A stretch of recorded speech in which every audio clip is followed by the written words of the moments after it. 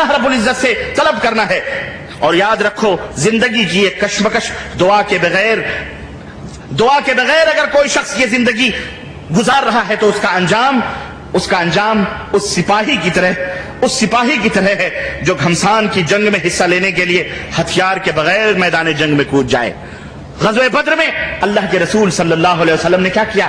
غزوہ بدر میں نہت تھے مسلمانوں کو 313 کو 1000 کے مقابلے میں کھڑا کیا اور خود اللہ عز و جل کے دربار میں گھٹنے ٹیک کر اللہ سے دعا کر رہے ہیں. اے بار الہ میں نے چھوٹی سی مختصر سی جو محنت اور جد و جہد کا جو ثمرہ تھا وہ میں نے میدان بدر میں لا کے ڈال دیا ہے.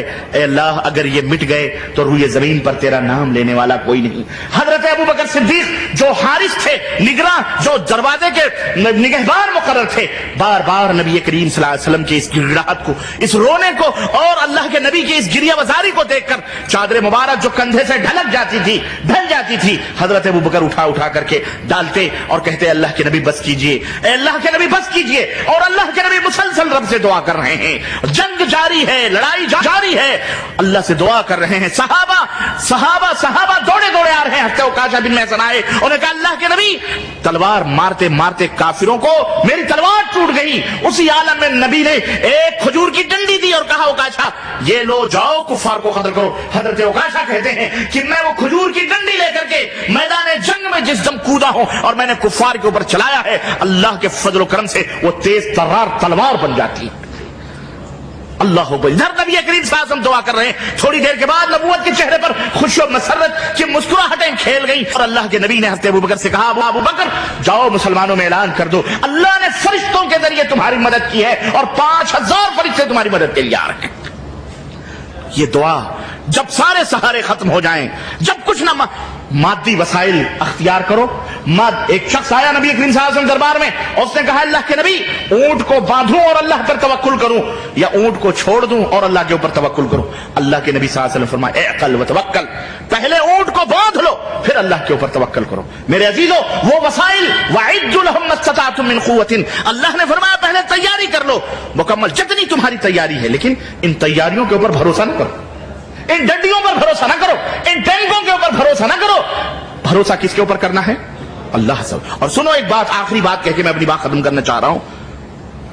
بعض لوگ شیطان دلوں کے اندر یہ ڈالتا ہے کہ میاں تم گنہگار ہو، تم چور ہو، تم زانی ہو، تم برباد بدکار ہو، تمہاری دعا اللہ نہیں قبول کرتا ہے، تمہاری دعا اللہ نہیں قبول کرتا، صرف صالحین کی، بزرگوں کی، نبیوں ہی کی دعائیں اللہ قبول کرتا ہے. مسلمانوں یہ شیطانی دھوکہ ہے، یہ شیطانی فریب ہے. ارے میں تو کہوں اللہ شیطان کی بھی دعا قبول کرتا ہے، تو تم تو شیطان سے بدتر تو نہیں ہو؟ بولو. ابلیس لعین جس کو اللہ تبارک تعالیٰ نے مردود قرار دیا، اپنے دربار سے نکال دیا، اللہ اس کی بھی دعا قبول کرتا ہے. کیا اس نے اللہ سے یہ نہیں کہا تھا کہ اے اللہ مجھے مہلت دے دے قیامت تک تاکہ تیرے بندوں کو گمراہ کروں؟ کہا تھا کہ نہیں کہا تھا؟ یہ دعا ہے کہ نہیں ہے کہ اے اللہ مجھے مہلت رب فانظرنی الی یوم یبعثون، الی یوم یبعثون، اے اللہ مجھے قیامت کے دن تک مہلت دے دے کہ میں تیرے بندوں کو کیا کروں؟ گمراہ کروں. بتاؤ اللہ نے اس کی یہ دعا قبول کی کہ نہیں کی؟ اللہ نے مہلت دی کہ نہیں دی؟ جب ابلیس مانگے اور اللہ کے نبی اللہ تعالیٰ انہیں عطا فرما دے، اسے دے دے، اس کی دعا قبول کرے، تو ہم اور تم ابلیس سے تو ابلیس ہیں کیا؟ نعوذ باللہ. اور سنو اس بدعقیدگی کو ڈالنے والا شیطان اس سے کیا ثمرہ حاصل کرنا چاہ رہا ہے؟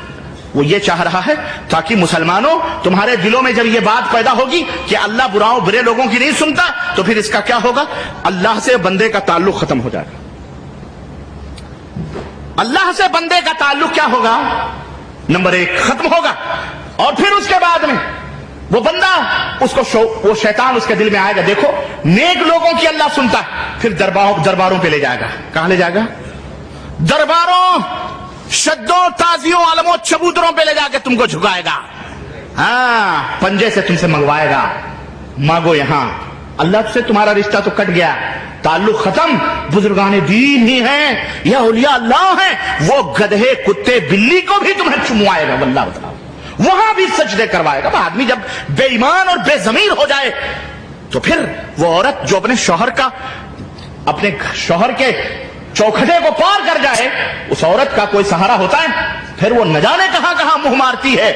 بالکل اس کی مثال اسی عورت زانی فاحشہ عورت کی طرح ہو جاتی ہے جو اپنے شوہر کے چوکھٹ کو پار کرتی ہے. جب بندہ اللہ کے در کو چھوڑتا ہے نہ جانے کہاں کہاں جا کر کے منہ مارتا ہے, پھر وہ بے ایمان ہو جاتا ہے, پھر وہ بے غیرت اور بے حیا ہو جاتا ہے. مسلمانوں, آج شیطان اکثر لوگوں کو اس مصیبت میں مبتلا کر کے کہ تم گنہگار ہو, سیاہکار ہو, تمہاری دعا اللہ قبول نہیں کرے گا, چلو بابا کے مزار, چلو دادا گنج ہجویری, چلو اجمیر شریف, چلو پاک پٹن, چلو گلبرگہ, چلو فلاں درگاہ, شدے علم چبوترے, نیاز فاتحے اس کو ضروری سمجھتے ہیں, نماز کو اللہ کو پکارنے کو ضروری نہیں سمجھتے, نظر و نیاز کو ضروری سمجھتے ہیں. اور بالکل میرے بھائیو, حالانکہ اللہ رب العزت قرآن میں کیا فرماتا ہے, سنو, قال ربکم ادعونی استجب لکم, تمہارے اے مسلمانوں, اے دنیا کے لوگوں, تمہارے رب کا یہ وعدہ ہے اور تمہارا رب یہ کہتا ہے کہ مجھے پکارو, میں تمہاری پکار کو سنتا ہوں. ان الذین یستکبرون عن عبادتی سیدخلون جہنم داخرین, اور جو لوگ میری اس عبادت سے یعنی مجھے نہیں پکارتے, مجھے آواز نہیں دیتے, جو لوگ رخ موڑیں گے, چہرے پھیریں گے, اللہ فرماتا ہے ایسے متکبرین کو ہم جہنم میں داخل کریں گے ذلیل و رسوا کر کے. تو اے اللہ سے روگردانی کرنے والو, اے اللہ کو نہ پکارنے والو, اے اٹھتے بیٹھتے غیر اللہ کے نعرے لگانے والو, خواجہ اور غوث کو آواز دینے والو, غور سے سنو, اگر تم اللہ کو نہیں پکارو گے, غیروں کو پکارو گے, تمہارا ٹھکانہ جہنم ہے. میرے عزیزو, آئیے, یہ آیت کریمہ ہمیں یہ درس دیتی ہے کہ کوئی گنہگار ہو, کوئی بدکار ہو, کوئی سیاہکار ہو, جب شیطان کی اللہ سن لیتا ہے تو ہم تو اللہ کے بندے ہیں, ہماری اللہ کیوں نہیں سنتا. اور سنو, ایک دوسرا عقیدہ یہ بھی غلط ہے کہ جو لوگ, یہ بھی شیطانی وسوسہ ہے, اور وہ یہ ہے کہ اللہ صرف صالحین کی سنتا ہے, نبیوں کی سنتا ہے, اللہ ان کی پکار کو زیادہ سنتا ہے. آؤ میں تمہیں بتاؤں, بڑے بڑے انبیاء, بڑے بڑے نبیوں کی دعائیں بھی اللہ عز و جل نے ٹھوکروں پہ رکھی ہیں, اللہ نے قبول. اللہ کے اوپر کوئی دھونس کسی کا جلنے والا, بولو, اللہ جس کی چاہتا ہے قبول کرتا ہے اور جس کی چاہتا ہے رد فرماتا ہے. اگر قبول کرنے پہ آئے میرے عزیزو, ایک ننھی منھی چونٹی کی بھی دعا قبول کر لے. حضرت سلیمان علیہ السلام خشک سالی کا زمانہ, اپنی فوج کو لے کر کے گئے, کس لیے, دعائے استخارہ, دعا کرنے کے لیے, استسقاء کے لیے میدان میں پہنچے, اور اس کے بعد میں فوج کو کہا چلو واپس چلو, دعا کرنے کی ضرورت نہیں ہے. فوجیوں نے کہا کیوں؟ کہا اللہ بارش نازل فرمائے گا انشاءاللہ. کہا کیوں؟ دعا کرنے کی ضرورت نہیں. کہا میری نظر ایک ننھی منھی چونٹی پہ پڑی ہے, اپنے دونوں ٹانگوں کو اٹھا کر رب سے دعا کر رہی ہے, بارے الہا میں تیری مسکین مخلوق ادنا سی چونٹی ہوں, اگر تیرے بندوں کے گناہوں کی وجہ سے تو بارش نہیں نازل فرماتا تو ہم بے قصوروں نے کیا قصور